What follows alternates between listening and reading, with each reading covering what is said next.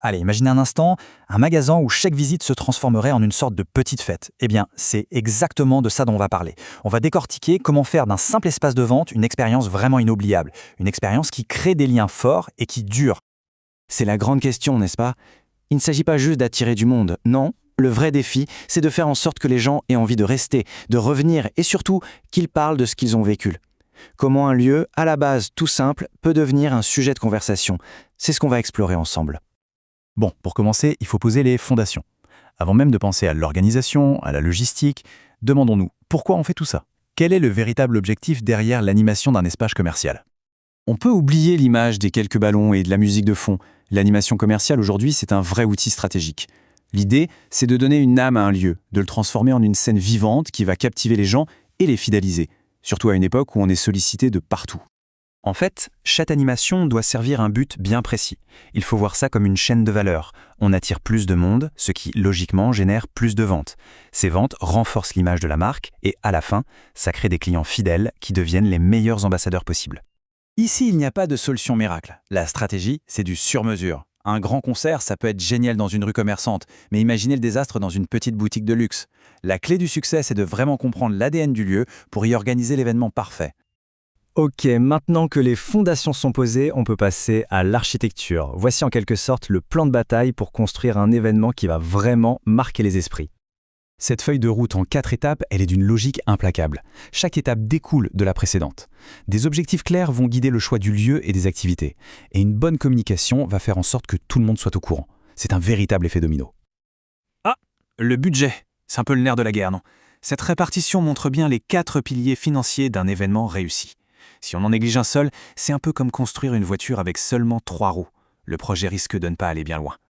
Au-delà de toutes les idées créatives, il y a un truc qui n'est pas négociable, c'est le professionnalisme. Un événement mémorable, c'est avant tout un événement où tout se passe bien en toute sécurité. Respecter les règles, ce n'est pas une contrainte, c'est la garantie que tout va se dérouler sans accroc. Le plan est prêt. Passons à l'action. C'est là que la magie opère. Comment les éléments créatifs et surtout humains peuvent transformer une simple organisation en une expérience vraiment immersive. La différence entre un événement qui marche et un qui tombe à plat, bien souvent, c'est la personnalisation. Un événement générique, il parle à tout le monde et donc à personne. À l'inverse, un événement bien ciblé, lui, va créer une vraie connexion émotionnelle parce qu'il répond directement aux attentes du public. Le digital, c'est un accélérateur d'expérience incroyable. Imaginez une application mobile qui guide les visiteurs, qui leur propose des offres exclusives en temps réel. L'expérience devient tout de suite plus fluide, plus personnelle et beaucoup plus engageante. Le jeu, c'est un langage universel, ça marche à tous les coups. Quand on intègre des jeux interactifs, on ne fait pas que divertir. On crée du lien, on stimule une petite compétition amicale et surtout, on ancre l'événement dans la mémoire des gens de manière super positive. Les réseaux sociaux, c'est le prolongement naturel de l'événement. Ils permettent de faire monter l'attente avant, de partager l'ambiance en direct pendant et de faire vivre l'expérience bien après la fin. C'est l'outil parfait pour construire une communauté vraiment engagée. On peut avoir la meilleure technologie du monde, ça ne remplacera jamais la chaleur d'un sourire. L'équipe sur le terrain, c'est le cœur et le visage de l'événement. C'est leur énergie, leur attitude positive qui vont vraiment façonner l'expérience des visiteurs. Voilà, l'événement est terminé, les lumières s'éteignent, mais le travail, lui, ne fait que commencer. On passe à une phase cruciale, comment on mesure l'impact réel de tout ça, et comment on transforme le succès d'un jour en un avantage qui dure. Pour savoir si ça a marché, il faut des données, du concret. Les chiffres ne mentent pas.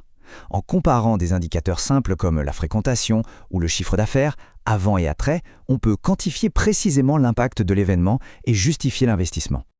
Le suivi, c'est une boucle d'apprentissage qui est essentielle. On collecte les retours pour comprendre ce que les gens ont ressenti, on analyse les chiffres pour mesurer la performance et on communique sur les succès pour motiver tout le monde et déjà préparer la suite. On arrive maintenant au dernier point, mais peut-être le plus important, l'impact durable. Comment on s'assure que les bénéfices de l'événement vont bien au-delà du jour J? En fait, le succès, ce n'est pas une destination, c'est un cycle. Chaque événement est une mine d'or d'informations. Si on planifie avec rigueur, qu'on exécute avec créativité et qu'on analyse objectivement, on entre dans une spirale d'amélioration, où chaque nouvel événement est encore meilleur que le précédent. Et pour finir, une question qui change un peu les règles du jeu.